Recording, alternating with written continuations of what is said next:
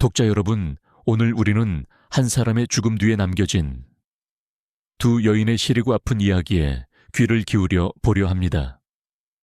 아들을 잃은 슬픔을 며느리를 향한 원망으로 견뎌내는 시어머니, 그리고 남편을 잃은 고통과 억울한 비난을 함께 감내해야 하는 며느리. 이들의 얼어붙은 관계는 남편이 남긴 마지막 편지 한 통 앞에서 과연 녹아내릴 수 있을까요, 지금부터? 한 남자의 숨겨진 진실과 그 진실이 가져올 눈물의 화해를 향한 여정을 시작하겠습니다. 남편 강민호가 세상을 떠난 지 49일째 되는 날이었다. 집 안에는 무거운 침묵과 함께 짙은 향냄새가 배어 있었다. 아내인 서수진은 검은색 소복을 입은 채 남편의 제사상에 올릴 마지막 음식을 준비하고 있었다. 그녀의 얼굴은 지난 49일간의 슬픔과 불면으로 핏기 없이 창백했다. 그녀는 기계처럼 움직였다. 눈물은 이미 오래전에 모두 말라버린 듯했다. 그녀의 가슴 속에는 남편을 잃은 거대한 슬픔과 함께 지독한 죄책감이 차가운 돌덩이처럼 자리 잡고 있었다. 거실 한쪽에는 시어머니인 최 여사가 넋이 나간 사람처럼 앉아 있었다. 그녀는 아들이 죽은 그날 이후 거의 아무 말도 하지 않았다. 그녀의 침묵은 어떤 위로보다도 더 무겁고 날카롭게 수진의 마음을 찔렀다. 민호가 죽은 그날 밤, 밖에는 것엔 비바람이 몰아치고 있었다. 임신 중이던 수진은 갑자기 남편이 예전에 사다 주었던 시장의 낡은 포장마차 떡볶이가 미치도록 먹고 싶었다. 철없는 투정이었다. 민호는 이 밤에 어딜 가냐며 웃었지만 아내의 부탁을 거절하지 못했다. 그는 금방 다녀올게 라는 말을 남기고 빗속으로 차를 몰고 나갔다. 그리고 그는 다시 돌아오지 못했다. 그가 향하던 길목에서 중앙선을 침범한 음주운전 차량이 그의 차를 정면으로 들이받은 것이었다. 그는 그 자리에서 즉사했다. 수진의 세상은 그날 밤 무너져 내렸다. 자신의 철없는 투정 하나가 남편을 죽음으로 몰아넣었다는 죄책감이 그녀의 숨통을 조여왔다. 제사 준비가 끝나고 가족 몇몇이 모여 조촐한 제사를 지내기 시작했다. 수진은 남편의 영정사진 앞에 마지막으로 그가 사러 나갔던 바로 그 떡볶이를 올렸다. 그녀는 차마 고개를 들지 못했다. 바로 그때였다. 지금까지 침묵을 지키고 있던 시어머니 초의 여사가 자리에서 벌떡 일어섰다. 그녀는 제사상을 향해 걸어가 떡볶이 그릇을 집어들어 바닥에 내동댕이 쳤다. 쨍그랑 그릇이 깨지는 날카로운 소리와 함께 붉은 떡볶이가 바닥에 흩뿌려졌다. 마치 그날 밤 남편이 흘렸을 피처럼 어머니 남편의 동생, 즉 시동생이 놀라 그녀를 말렸다. 하지만 최 여사는 이성을 잃은 사람처럼 며느리 수진을 향해 손가락질하며 포효하기 시작했다. 그녀의 목소리에는 지난 49일간 억눌러 왔던 모든 슬픔과 분노, 그리고 원망이 담겨 있었다. 너 때문에 내 아들이 죽었다. 그 말은 수진의 심장에 그대로 박히는 비수였다. 내년에 그 빌어먹을 떡볶이만 아니었어도 그 굳은 밤에 내 아들이 나갈 일도 없었어. 네가 내 아들을 죽인 거야. 이 살인자 년아. 그녀는 수진의 머리채를 잡을 듯이 달려들었다. 시동생과 다른 가족들이 필사적으로 그녀를 막아섰다. 집안은 순식간에 아수라장이 되었다. 수진은 그 모든 비난과 소란의 한가운데서 그저 망연자실하게 서 있을 뿐이었다. 그녀는 변명할 수 없었다. 그녀 역시 지난 49일 동안 스스로에게 똑같은 말을 수만 번이고 되뇌었기 때문이었다. 나 때문에 내가 남편을 죽였어. 시어머니의 원망은 그녀 자신의 죄책감에 메아리일 뿐이었다. 그날 이후 집은 두 여자의 차가운 전쟁터가 되었다.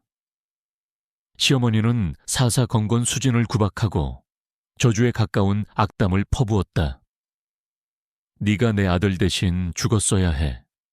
너 같은 년은 평생을 죄인으로 살아야 해.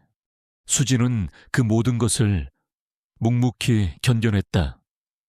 그녀는 자신이 벌을 받고 있다고 생각했다. 남편을 죽음으로 몰아넣은 죄에 대한 달콤한 벌이라고. 그녀는 그렇게 시어머니의 미움을 방패 삼아 자신의 죄책감으로부터 도망치고 있었다. 그녀의 삶은 살아도 사는 것이 아니었다. 그녀는 그저 남편의 제삿날만을 기다리며 하루하루를 버텨내는 껍데기뿐인 존재가 되어가고 있었다. 남편의 사시구제가 끝난 후 집은 진짜 지옥이 되었다. 이전까지는 손님들의 눈이라도 있어 대놓고 행동하지 못했던 시어머니 초의 여사는 이제 아무런 거리낌 없이 며느리 서수진을 향해 원망과 저주를 퍼붓기 시작했다. 그녀의 슬픔은 아들을 잃게 만든 원흉이라는 며느리를 향한 비뚤어진 증오가 되어버렸다. 네가 이 집에 있는 것만 봐도 내 아들 생각이 나서 속이 천불이 난다. 밥이 목구멍으로 넘어가니 내 남편은 차가운 땅 속에 묻혀 있는데 수진은 그 모든 악담을 묵묵히 받아냈다. 그녀 역시 자신의 탓이라는 깊은 죄책감에서 벗어나지 못하고 있었다. 그녀는 하루하루 시어머니의 미움을 견디며 벌을 받는 심정으로 살아갔다. 그러던 어느 날 최 여사는 수진에게 명령했다. 더 이상 내 서방 물건들을 보고 있을 수가 없다. 당장 방에 들어가서 그놈 물건들 싹 다 치워버려. 내 눈앞에서 보이지 않게. 수진에게 그것은 너무나도 잔인한 명령이었다. 남편의 흔적이 남아있는 유일한 공간, 그의 채취가 희미하게 남아 배어있는 그 방을 자신의 손으로 정리해야만 했다. 하지만 그녀는 거역할 수 없었다. 그녀는 떨리는 손으로 남편의 방문을 열었다. 방은 남편이 세상을 떠나던 그날 그대로 멈춰 있었다.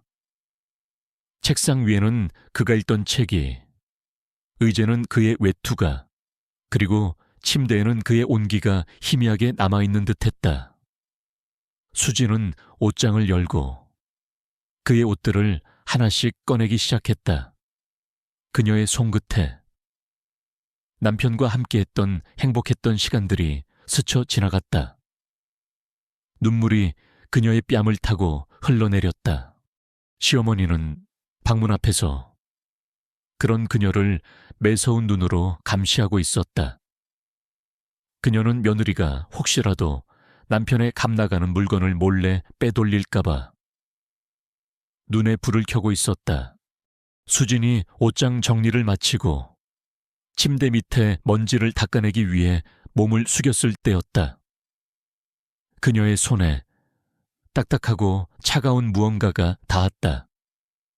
그녀는 침대 밑 가장 깊숙한 곳에서 낡고 먼지 쌓인 작은 나무 상자 하나를 꺼냈다. 그것은 그녀가 한 번도 본 적이 없는 상자였다. 겉에는 어떤 장식도 없었지만 단단한 궤목으로 만들어져 꽤나 묵직했고 작은 자물쇠로 잠겨 있었다. 그게 뭐냐? 시어머니가 날카롭게 물었다. 저도 처음 보는 거예요. 최 여사의 눈이 탐욕으로 번뜩였다. 그놈이 나 몰래 비자금이라도 숨겨둔 게 틀림없구나. 당장 열어보거라. 그 안에 든 건 다 내 돈이야. 내 아들 돈이니까. 수진은 상자를 열고 싶지 않았다. 그것이 무엇이든 남편이 숨겨둔 마지막 비밀을 저토록 추악한 시어머니의 탐욕 앞에 드러내고 싶지 않았다. 하지만 시어머니는 당장이라도 상자를 빼앗을 기세였다. 결국 수진은 남편의 책상 서랍에서 작은 공구들을 꺼내 낡은 자물쇠를 부수기 시작했다. 몇 번의 시도 끝에 철컥 하는 소리와 함께 상자의 뚜껑이 열렸다. 수진과 시어머니는 동시에 상자 안을 들여다보았다. 하지만 그 안에는 최 여사가 기대했던 돈이나 보석은 없었다.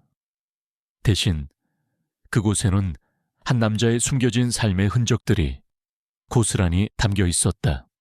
가장 위에는 여러 장의 서류 뭉치가 놓여 있었다. 경찰 조사 기록, 법원 판결문, 그리고 미래전자산업 스파이 사건이라는 제목의 신문기사 스크랩들. 수진은 그것이 몇 년 전 남편이 휘말렸던 사건의 기록들임을 알아보았다. 당시 남편은 회사의 동료가 저지른 죄를 뒤집어쓰고 억울하게 감옥에 갈 뻔했지만 증거 불충분으로 겨우 풀려났었다. 하지만 그 일로 그는 회사에서 해고당하고 깊은 상처를 입었었다. 그리고 서류 뭉치 맨 밑바닥에서 수진은 하얗고 두툼한 편지 봉투 하나를 발견했다. 봉투는 밀랍으로 단단히 봉해져 있었고 그 위에는 너무나도 익숙한 남편의 필체로 이렇게 적혀 있었다. 사랑하는 내 아내 수진에게 내가 없어진 후에야 열어보기를. 수진의 심장이 쿵 하고 내려앉았다. 이것은 남편의 유서였다. 시어머니 최 여사 역시 봉투 위의 글씨를 보고 얼굴이 하얗게 질렸다. 그녀의 탐욕스러운 눈빛은 사라지고 그 자리를 혼란과 불길한 예감이 채우고 있었다. 그게 뭐냐? 그녀가 떨리는 목소리로 물었다. 수진은 대답 대신 떨리는 손으로 봉투의 밀랍을 떼어내기 시작했다. 그녀는 알아야만 했다. 남편이 그녀에게 마지막으로 남기고 싶었던 이야기가 무엇이었는지를, 그리고 이 낡은 상자 속에 남편의 죽음과 관련된 비밀이 숨겨져 있을지도 모른다는 강렬한 예감이 그녀의 온몸을 휘감고 있었다. 봉투 안에는 여러 장의 편지지가 곱게 접혀 있었다. 수진은 천천히 편지지의 첫 장을 펼쳤다. 그리고 그곳에 적힌 첫 문장을 읽는 순간 그녀의 시간은 다시 남편이 살아있던 그 비극의 시작점으로 거슬러 올라가고 있었다. 사랑하는 수진에게, 만약 당신이 이 편지를 읽고 있다면 나는 아마 당신 곁에 없겠지. 수진은 남편의 마지막 편지를 차마 바로 열어볼 수가 없었다. 그녀는 먼저 남편이 누구였는지를, 자신이 전혀 몰랐던 그의 진짜 모습을 알아야만 했다. 그녀는 시어머니 최 여사와 함께 나무 상자 안에 들어있던 다른 서류 뭉치들을 거실 바닥에 펼쳐놓기 시작했다. 서류들은 대부분 법률 문서와 사건 기록들이었다. 그리고 그 중심에는 태산건설 비자금 조성 및 불법 로비 의혹 사건이라는 굵은 글씨의 제목이 있었다. 수진은 떨리는 손으로 서류들을 하나씩 읽어 내려갔다. 그녀의 남편 강민호. 그녀가 알던 그는 평범한 중소기업의 과장이었다. 성실했지만 사회생활에 유독 서툴렀고 잦은 스트레스로 힘들어했던 남자. 하지만 서류 속에 있는 강민호는 전혀 다른 사람이었다. 그는 서울중앙지검 특수부의 총망받는 검사였다. 서류 속에는 젊은 검사 강민호가 거대한 건설 대기업인 태산건설의 추악한 비리를 어떻게 집요하게 파헤쳐 나갔는지가 상세히 기록되어 있었다. 그는 수백억 원대의 비자금 흐름을 추적했고 정관계 로비의 실체를 밝혀냈으며 태산건설이 저지른 부실 공사로 인해 무고한 시민들이 희생된 사건들의 진실에 다가서고 있었다. 시어머니 최 여사는 그 기록들을 보며 할 말을 잃었다. 그녀는 평생 자신의 아들이 나약하고 무능하다고 생각해왔다. 명문대를 졸업하고 검사까지 되었지만 몇 년 못 버티고 스스로 검사복을 벗었을 때 그녀는 아들에게 의지박약한 놈, 세상 무서운 줄 모르는 놈이라며 모진 말을 퍼부었었다. 하지만 이제 그녀는 깨달았다. 아들은 나약해서 도망친 것이 아니었다. 그는 너무나도 강하고 정의로웠기 때문에 거대한 악과 홀로 싸우다 결국 부러져야만 했던 것이었다. 수진의 눈에 한 낡은 신문기사 스크랩이 들어왔다. 특수부 강민호 검사, 태산건설 수사 핵심 증인 확보, 회장 소환 임박. 기사는 민호가 태산건설 내부 고발자의 결정적인 증언을 확보하여 마침내 태산의 총수 오 회장을 소환하기 직전이라는 내용이었다. 하지만 그 기사 바로 다음에 첨부된 서류는 그의 의원 면직 서류였다. 그는 모든 것을 밝혀내기 직전에 갑자기 아무런 이유도 없이 검사복을 벗어 던진 것이었다. 대체 왜? 수진의 입에서 신음이 터져 나왔다. 그녀는 서류 뭉치 가장 밑에서 한 장의 진술서를 발견했다. 바로 그 내부 고발자가 작성한 것이었다. 진술서에는 태산건설의 오 회장이 어떻게 자신의 죄를 덮기 위해 조폭을 동원하여 증인들을 협박하고 심지어는 살해 위협까지 했는지가 적나라하게 기록되어 있었다. 그리고 그 진술서의 마지막 페이지에는 민호의 필체로 보이는 작은 메모 하나가 클립으로 고정되어 있었다. 만약 내게 무슨 일이 생기면 이 모든 자료를 중앙일보 사회부의 김정현 기자에게 보내주시오. 수진과 최 여사의 시선이 허공에서 마주쳤다. 두 여자의 눈에 똑같은 끔찍한 진실의 윤곽이 그려지고 있었다. 남편은 아들은 스스로 물러난 것이 아니었다. 그는 협박을 받았던 것이다. 태산건설은 그의 가족, 바로 아내인 수진과 어머니 초의 여사를 빌미로 그의 목을 조여왔던 것이 틀림없었다. 그는 자신의 정의를 지키기 위해 가족을 위험에 빠뜨릴 수 없었다. 그래서 그는 모든 것을 포기하고 침묵을 선택해야만 했던 것이다. 그가 평범한 회사원으로 살아가며 매일 밤 스트레스에 시달리고 술에 취해 괴로워했던 이유. 그것은 실패한 인생에 대한 자괴감이 아니었다. 그것은 거대한 악과 타협하고 자신의 신념을 저버려야만 했던 한 의로운 남자의 처절한 고통이었다. 수진은 가슴이 미어지는 듯한 아픔을 느꼈다. 그녀는 남편이 얼마나 외롭고 얼마나 고통스러웠을지를 이제야 비로소 이해하게 되었다. 그녀는 그의 곁에 있었지만 단 한 번도 그의 진짜 아픔을 알아주지 못했다. 최 여사는 자신의 과거를 떠올리며 몸을 떨었다. 그녀는 아들이 검사직을 그만두었을 때 너는 내 인생의 가장 큰 오점이다 라며 그에게 저주를 퍼부었었다. 그녀는 아들이 가족을 지키기 위해 모든 것을 희생한 그 순간에 그의 가슴에 가장 큰 대못을 박았던 것이었다. 민호야, 내 아들아. 그녀의 입에서 뒤늦은 참회의 울음이 터져 나왔다. 수진은 울고 있는 시어머니의 어깨를 조용히 감싸 안았다. 두 여자를 가로막고 있던 증오와 오해의 벽은 남편이 그리고 아들이 남긴 슬픈 진실 앞에서 힘없이 무너져 내리고 있었다. 수진은 이제 남편이 남긴 마지막 편지를 열어볼 준비가 되었다. 그녀의 손에 들린 그 편지는 이제 단순한 유서가 아니었다. 그것은 거대한 악과 싸우다 장렬하게 세워져간 한 남자의 마지막 증언이자 남겨진 두 여인이 무엇을 해야 할지를 알려주는 마지막 이정표였다. 남편 강민호가 남긴 서류들은 서수진과 시어머니 초의 여사를 새로운 진실의 문 앞으로 이끌었다. 두 여자는 더 이상 서로를 원망하지 않았다.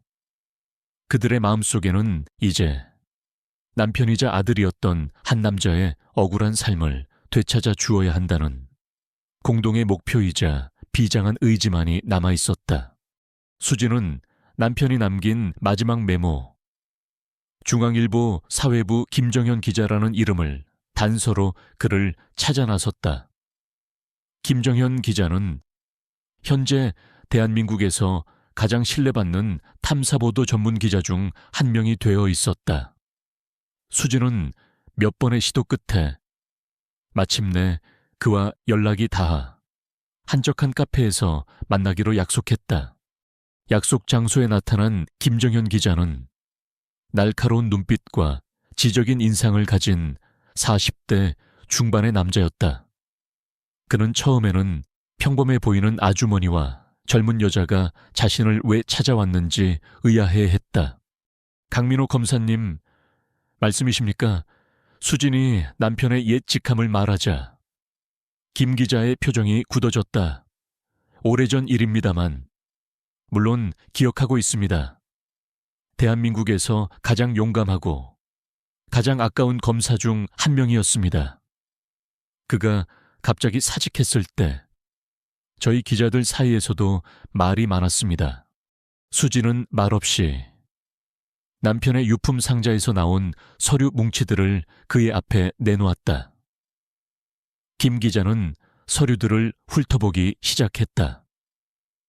그리고 그의 표정은 페이지를 넘길수록 놀라움과 분노, 그리고 기자로서의 흥분으로 변해갔다. 이럴 수가, 그가 중얼거렸다. 이것은 태산건설의 비자금 장부와 로비 내역이 아닙니까? 강 검사님이 이 모든 것을 가지고 있었단 말입니까? 남편은 이것 때문에 검사직을 그만둬야만 했습니다. 수진이 떨리는 목소리로 말했다. 그리고 저희는 남편의 죽음이 단순한 사고가 아니라고 생각합니다. 김정현 기자의 눈빛이 번뜩였다. 이것은 단순한 과거의 비리 사건이 아니었다. 거대한 음모의 냄새가 났다. 그는 그 자리에서 자신의 모든 것을 걸고 이 사건의 진실을 파헤치겠다고 약속했다. 그의 취재는 그가 가진 모든 정보망과 인맥을 총동원하여 신속하고 은밀하게 이루어졌다. 그는 가장 먼저 강민호의 목숨을 앗아간 그날의 교통사고 기록을 다시 조사했다. 경찰 기록에 따르면 가해자는 술에 취한 40대 남성이었다. 그는 사고 직후 자수했고 모든 혐의를 인정하여 징역형을 살고 있었다. 모든 것이 너무나도 깔끔했다. 하지만 김 기자는 그 깔끔함 속에서 부자연스러운 냄새를 맡았다. 그는 가해자의 과거를 추적했다. 남자는 일정한 직업도 없이 도박 빚에 시달리던 사람이었다. 그런데 이상하게도 그가 교도소에 수감된 직후 그의 가족의 은행 계좌로 출처를 알 수 없는 거액의 돈이 입금된 사실을 발견했다. 김 기자는 그 돈의 출처를 역추적하기 시작했다. 돈은 여러 개의 유령 회사를 거쳐 아주 복잡하게 세탁되어 있었다. 하지만 김 기자는 포기하지 않았다. 그는 몇 주간의 끈질긴 추적 끝에 마침내 그 돈의 최종 출처를 밝혀냈다. 그곳은 바로 태산건설 오 회장의 비자금 계좌였다. 모든 퍼즐 조각이 맞춰졌다. 강민호의 죽음은 불운한 사고가 아니었다. 그것은 자신의 비리가 드러날 것을 두려워한 오 회장이 돈으로 사람을 사서 저지른 치밀하게 계획된 청부 살인이었다. 그는 한 검사의 입을 영원히 막아버린 것이었다. 김정현 기자는 이 끔찍한 진실을 가지고 다시 수진과 최 여사를 찾아갔다. 그는 두 여자 앞에서 자신이 밝혀낸 모든 증거들을 보여주었다. 수진은 남편의 죽음이 사고가 아니었다는 사실에 다시 한번 무너져 내렸다. 그녀는 남편이 그저 운이 나빴던 것이 아니라 거대한 악의 손에 의해 살해당했다는 사실을 감당할 수 없었다. 그리고 최 여사, 그녀의 얼굴에서는 모든 핏기가 사라졌다. 그녀는 지난 몇 달간 자신의 며느리를 아들을 죽음으로 몰아넣은 원수라고 믿으며 저주하고 구박했다. 하지만 진짜 원수는 따로 있었다. 그리고 자신의 아들은 그 원수와 싸우다 영웅처럼 죽어간 것이었다. 그녀의 원망은 이제 감당할 수 없는 죄책감과 아들에 대한 사무치는 그리움, 그리고 그를 죽인 원수를 향한 불타는 분노가 되어 그녀의 온몸을 휩쌌다. 그놈들을, 내 아들을 죽인 그놈들을 절대로 용서할 수 없어. 그녀가 포효했다. 그녀의 눈에서는 더 이상 눈물이 아닌 불꽃이 튀고 있었다. 수진과 최 여사, 그리고 김정현 기자, 세 사람은 이제 하나의 목표를 가진 슬프고도 강인한 동맹이 되었다. 그들은 강민호라는 한 남자의 명예를 되찾고 거대한 악을 법의 심판대에 세우기 위한 마지막 전쟁을 준비하기 시작했다. 수진은 그 모든 준비의 마지막에 자신이 해야 할 일이 남아있음을 깨달았다. 그녀는 그동안 차마 열어보지 못했던 남편이 남긴 마지막 편지를 품에서 꺼내들었다. 이걸 이제는 읽어봐야겠어요. 그녀가 떨리는 목소리로 말했다. 남편이 우리에게 마지막으로 남긴 말이 무엇이었는지 그녀는 시어머니와 김 기자가 지켜보는 앞에서 천천히 그리고 조심스럽게 30년의 세월 동안 봉인되어 있던 남편의 마지막 편지를 열기 시작했다.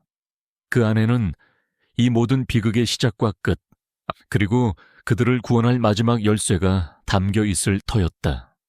김민준의 가슴 속에서는 남편의 마지막 편지를 열어보기 전 반드시 먼저 해야만 할 일이 있다는 강한 확신이 자리 잡고 있었다. 그는 남편의 과거, 그가 검사로서 마지막으로 맡았던 그 사건의 진실을, 그리고 그의 죽음에 얽힌 비밀을 먼저 알아내야만 했다. 그는 시어머니와 함께 남편의 유품 상자에서 나온 마지막 단서, 중앙일보 사회부 김정현 기자의 이름을 가지고 그를 찾아 나섰다. 김정현 기자는 현재 대한민국에서 가장 신뢰받는 탐사보도 전문 기자 중 한 명이 되어 있었다. 그는 처음에는 평범해 보이는 두 여인의 방문을 경계했다. 하지만 그들이 내민 강민호 검사의 이름과 태산건설의 비리가 담긴 낡은 서류들을 본 순간 그의 눈빛이 날카롭게 변했다. 그는 몇 년 전 자신이 미처 끝내지 못했던 거대한 사건의 냄새를 다시 맡은 것이었다. 강민호 검사님, 제가 기억하는 가장 강직하고 용감한 검사였습니다. 그가 갑자기 사직했을 때 외압이 있었다는 소문이 파다했죠. 하지만 증거가 없었습니다. 김 기자는 두 여인의 이야기에 귀를 기울였다.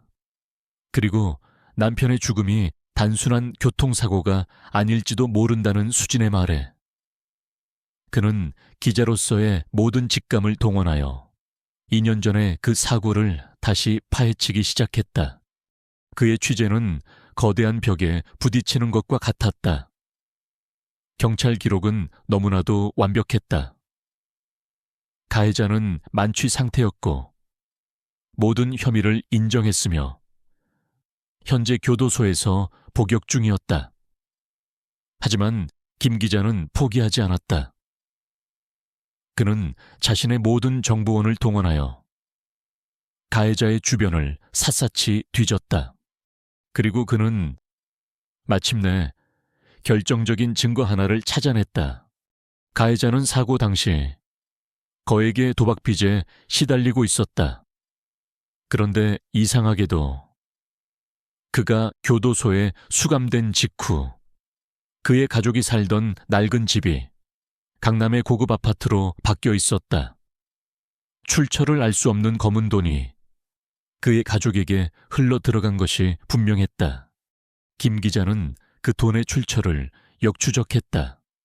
그리고 그 끝에서 태산건설 5 회장의 비자금 계좌와 연결된 유령 회사의 이름을 발견했다. 모든 퍼즐 조각이 맞춰졌다. 강민호의 죽음은 불운한 사고가 아니었다. 그것은 자신의 비리가 드러날 것을 두려워한 5 회장이 돈으로 사람을 사서 저지른 치밀하게 계획된 청부 살인이었다. 김정현 기자는 이 끔찍한 진실을 가지고 다시 수진과 최 여사를 찾아갔다. 그는 두 여자 앞에서 자신이 밝혀낸 모든 증거들을 보여주었다. 수진은 남편의 죽음이 사고가 아니었다는 사실에 다시 한번 무너져 내렸다. 그녀는 남편이 그저 운이 나빴던 것이 아니라 거대한 악의 손에 의해 살해당했다는 사실을 감당할 수 없었다. 그리고 최 여사, 그녀의 얼굴에서는 모든 핏기가 사라졌다. 그녀는 지난 몇 달간 자신의 며느리를 아들을 죽음으로 몰아넣은 원수라고 믿으며 저주하고 구박했다. 하지만 진짜 원수는 따로 있었다. 그리고 자신의 아들은 그 원수와 싸우다 영웅처럼 죽어간 것이었다. 그녀의 원망은 이제 감당할 수 없는 죄책감과 아들에 대한 사무치는 그리움, 그리고 그를 죽인 원수를 향한 불타는 분노가 되어 그녀의 온몸을 휩쌌다. 그놈들을, 내 아들을 죽인 그놈들을 절대로 용서할 수 없어 그녀가 포효했다. 그녀의 눈에서는 더 이상 눈물이 아닌 불꽃이 튀고 있었다. 수진과 최 여사, 그리고 김정현 기자, 세 사람은 이제 하나의 목표를 가진 슬프고도 강인한 동맹이 되었다. 그들은 강민호라는 한 남자의 명예를 되찾고 거대한 악을 법의 심판대에 세우기 위한 마지막 전쟁을 준비하기 시작했다. 수진은 그 모든 준비의 마지막에 자신이 해야 할 일이 남아있음을 깨달았다. 그녀는 그동안 차마 열어보지 못했던 남편이 남긴 마지막 편지를 품에서 꺼내 들었다. 이걸 이제는 읽어봐야겠어요. 그녀가 떨리는 목소리로 말했다. 남편이 우리에게 마지막으로 남긴 말이 무엇이었는지 그녀는 시어머니와 김 기자가 지켜보는 앞에서 천천히 그리고 조심스럽게 2년의 세월 동안 봉인되어 있던 남편의 마지막 편지를 열기 시작했다. 그 안에는 이 모든 비극의 시작과 끝, 그리고 그들을 구원할 마지막 열쇠가 담겨 있을 터였다. 지난밤 시어머니 박 여사가 자신의 모든 상처와 비밀을 토해낸 후 집 안에는 무겁고도 성스러운 침묵이 흘렀다. 수십 년간 두 여자를 가로막고 있던 차가운 얼음의 벽이 마침내 그녀의 눈물과 함께 녹아내린 것이었다. 하지만 그 자리에 즉시 따뜻한 봄이 찾아온 것은 아니었다. 그곳에는 아직 상처의 흔적이 남아있는 어색하고 조심스러운 새벽의 공기가 감돌고 있었다. 유진은 쇠약한 몸으로 침대에 누워 밤새 한숨도 자지 못했다. 그녀는 시어머니의 고백을, 그녀가 겪었을 지독한 슬픔과 공포를 그리고 그로 인해 뒤틀려버린 그녀의 삶을 되새기고 있었다. 그녀의 마음속에서 지난 15년간 응어리져 있던 모든 원망과 미움이 안개처럼 스르르 흩어지고 있었다. 그녀는 이제 시어머니를 이해했다. 그녀는 괴물이 아니었다. 그녀 역시 자신과 똑같이 사랑하는 사람을 잃은 슬픔과 죽음이라는 거대한 공포 앞에서 떨고 있는 한없이 나약한 한 명의 여자일 뿐이었다. 자신을 향했던 그 모진 말들은 사실 그녀 자신을 향한 비명이자 세상을 향한 저주였던 것이다. 다음 날 오후 유진은 남편 상우의 부축을 받아 힘겹게 거실로 나왔다. 시어머니 박 여사는 고개를 푹 숙인 채 소파 구석에 죄인처럼 앉아 있었다. 그녀는 며느리의 얼굴을 마주볼 용기가 나지 않았다. 유진은 천천히 시어머니에게 다가가 그녀의 곁에 앉았다. 그리고는 앙상하게 마른 자신의 손으로 시어머니의 거칠고 주름진 손을 조용히 잡았다. 박 여사는 화들짝 놀라 손을 빼려 했다. 하지만 유진은 그 손을 놓지 않았다. 어머니, 유진의 목소리는 약했지만 그 안에는 그 어떤 위로보다도 더 깊은 힘이 담겨 있었다. 제가 어머니의 아픔을 너무 늦게 알았어요. 혼자서 얼마나 힘드셨어요. 죄송해요. 어머니, 그것은 피해자가 가해자에게 건네는 세상에서 가장 위대한 용서의 말이었다. 박 여사는 자신의 귀를 의심했다. 그녀는 평생을 이 며느리를 미워하고 구박했다. 그런데 지금 그 며느리가 죽음을 앞두고 오히려 자신을 위로하고 있었다. 그 순간 그녀의 마음속에 남아있던 마지막 자존심과 방어벽이 완전히 무너져 내렸다. 그녀는 며느리의 손을 붙잡고 바닥에 주저앉아 아이처럼 통곡하기 시작했다. 아가, 내 아가, 내가 잘못했다. 내가 죽을 년이다. 이 못난 시어미를 제발 용서하지 마라. 유진은 그런 시어머니를 남은 힘을 다해 끌어안았다. 아니에요. 어머니, 아니에요. 두 여자는 그렇게 서로를 부둥켜 안고 한참을 울었다. 그들의 눈물 속에서 지난 15년간 두 사람을 갈라놓았던 지독한 미움과 오해의 벽이 완전히 허물어지고 있었다. 그것은 한 사람이 다른 사람을 용서하는 광경이 아니었다. 그것은 같은 상처를 가진 두 여인이 서로의 아픔을 보듬어 안으며 함께 치유받는 숭고한 화해의 순간이었다. 남편 상우는 방문 밖에서 그 모든 광경을 지켜보며 소리 없이 눈물을 흘렸다. 그는 자신의 나약함에 깊은 부끄러움을 느꼈고 동시에 자신의 아내가 가진 바다처럼 넓고 깊은 용서의 마음에 무한한 존경심을 느꼈다. 그는 이제 두 명의 어머니를 자신의 모든 것을 바쳐 지켜내리라 다짐했다. 그날 이후 집 안의 풍경은 다시 한번 변했다. 박 여사의 간병은 더 이상 서툰 집착이 아니었다. 그것은 진정한 사랑이 되었다. 그녀는 이제 며느리에게 음식을 강요하지 않았다. 대신 그녀는 며느리의 머리맡에 앉아 아가, 뭐 먹고 싶은 것은 없니? 하고 부드럽게 물었다. 그녀는 유진의 머리를 빗겨주고 그녀가 좋아하는 옛날 이야기를 들려주었다. 그녀의 손길과 목소리에는 평생을 숨겨왔던 따뜻한 다정함이 가득했다. 유진 역시 더 이상 시어머니를 두려워하거나 어려워하지 않았다.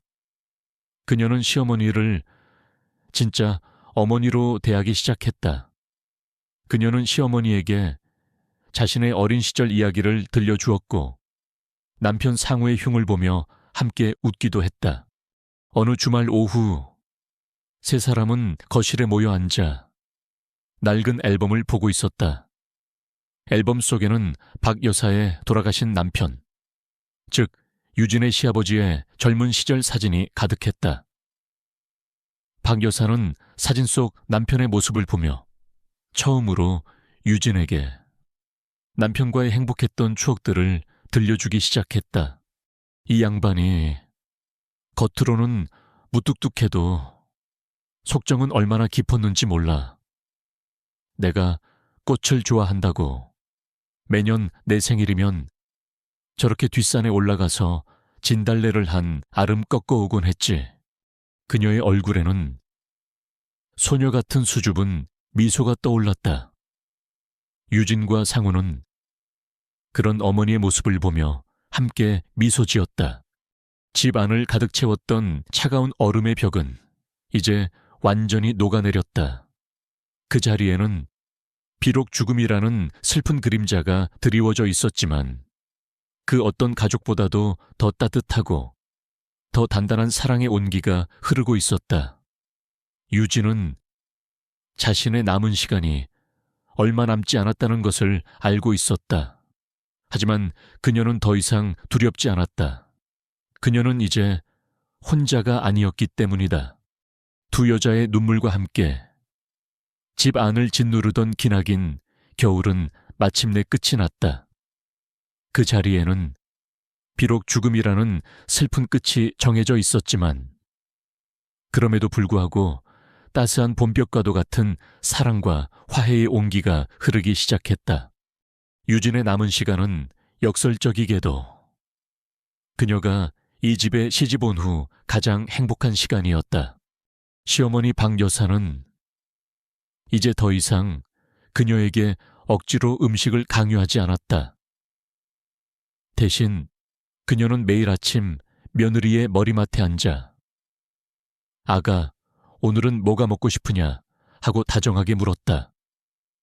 그녀는 유진의 머리를 빗겨주고 그녀가 좋아하는 옛날 이야기를 들려주었다. 그녀의 손길과 목소리에는 평생을 숨겨왔던 따뜻한 모성애가 가득했다.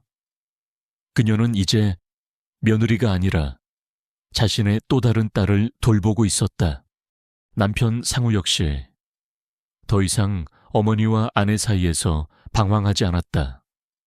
그는 든든한 아들이자 헌신적인 남편으로서 두 여자의 곁을 굳건히 지켰다.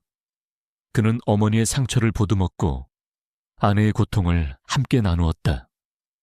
그는 늦게나마 진정한 가장으로 성장하고 있었다.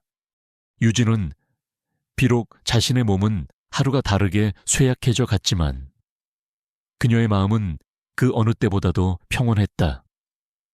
그녀는 자신의 인생 마지막 순간에 비로소 진정한 가족의 사랑을, 그 따스함을 온전히 느끼고 있었다. 그녀는 더 이상 원망도, 미움도, 억울함도 느끼지 않았다. 그녀의 마음은 모든 것을 용서하고 모든 것을 이해하게 된 자의 깊고도 평화로운 고요함으로 가득 차 있었다. 어느 맑은 가을날 오후였다. 유진은 자신의 마지막이 가까워졌음을 직감했다. 그녀는 자신의 침대 곁을 지키고 있는 남편과 시어머니의 손을 각각 한 손으로 꼭 잡았다. 어머니, 그녀가 힘겹게 입을 열었다. 저 어머니 며느리로 살 수 있어서 행복했어요. 다음 세상에서도 어머니 아들 만나서 어머니 며느리 할래요. 박 여사는 아무 말도 하지 못하고 그저 며느리의 손을 잡은 채 고개를 숙이고 오열했다. 유진은 남편을 향해 희미하게 미소 지었다. 그리고 여보, 나 없어도 너무 슬퍼하지 말고 밥 잘 챙겨 먹고 씩씩하게 살아야 해요. 사랑해요. 내 남편, 그것이 그녀의 마지막 말이었다. 그녀는 자신을 사랑하는 두 사람의 손을 꼭 잡은 채 마치 긴 여행을 마치고 편안한 잠에 빠져들듯 조용히 눈을 감았다. 그녀의 얼굴에는 어떤 고통의 흔적도 없이 그저 평화롭고 옅은 미소만이 남아 있었다. 그녀의 마지막 여행은 외롭거나 슬프지 않았다.